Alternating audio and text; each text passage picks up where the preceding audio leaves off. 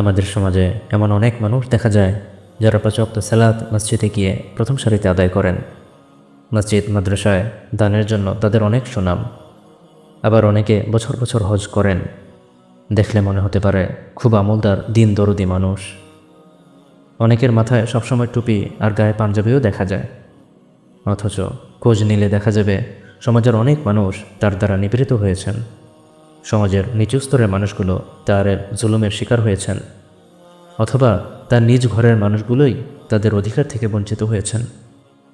অন্যদের হক নষ্টকারী এই বাহ্যিক দিনদার মানুষগুলোর ব্যাপারে হাসরের মাঠে মহান আল্লাহ আজ্জা ওয়াজাল কি বিচার করবেন? এ প্রসঙ্গে হযরত আবু হুরায়রা রাদিয়াল্লাহু আনহু থেকে বর্ণিত হয়েছে, নবীজি সাল্লাল্লাহু আলাইহি ওয়াসাল্লাম বলেছেন, হাল তাদরুনা মানিল মুফলিস? তোমরা কি জানো নিঃস্ব কে? সাহাবীরা বললেন, হে আল্লাহর রসূল, আমাদের মধ্যে সেই তো নিঃস্ব যার কাছে টাকা পয়সা ও জীবনোপকরণ কিছুই নেই।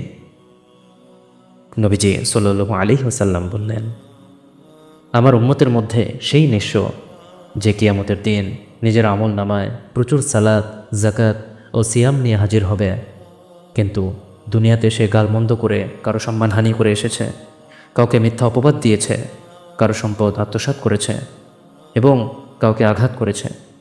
সে বিচারের অপেক্ষায় বসে থাকবে। এমন সময় দুনিয়াতে তার কাজের ফলে ক্ষতিগ্রস্ত ব্যক্তিদের একজন এসে তার কিছু সওয়াব নিয়ে যাবে, আরেকজন এসে আরও কিছু সওয়াব নিয়ে যাবে।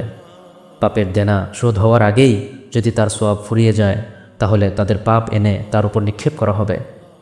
পরিশেষে সে জাহান্নামে নিক্ষিপ্ত হবে। আল্লাহুম্মা গফিরলি। রাসূল সাল্লাল্লাহু আলাইহি ওয়াসাল্লামের হাদিসটি আমাদেরকে বান্দার হকের ব্যাপারে সতর্ক করে। এমনকি কারো দিকে সামান্য চোখ রাঙিয়ে কথা বলার দরুনও হাসরের দিন জবাবদিহিতার কাঠগড়ায় দাঁড়াতে হবে। মহান আল্লাহ আজ্জা ওয়াজাল সকল গুনাহ ক্ষমা করতে পারেন, শুধু বান্দার হক নষ্ট করা গুনাহ ছাড়া। তাই আমরা যেন এদিক থেকে সর্বোচ্চ খেয়াল রাখি, যাতে আমাদের কথাবার্তা ও আচার আচরণ দ্বারা কেউ কোনোভাবে কষ্ট না পায়। যদি কষ্ট পেয়েও যায়, তাহলে অহংকার বা সংকোচ না করে আন্তরিকতার সাথে তার কাছ থেকে ক্ষমা চেয়ে নেওয়ার মানসিকতা রাখব।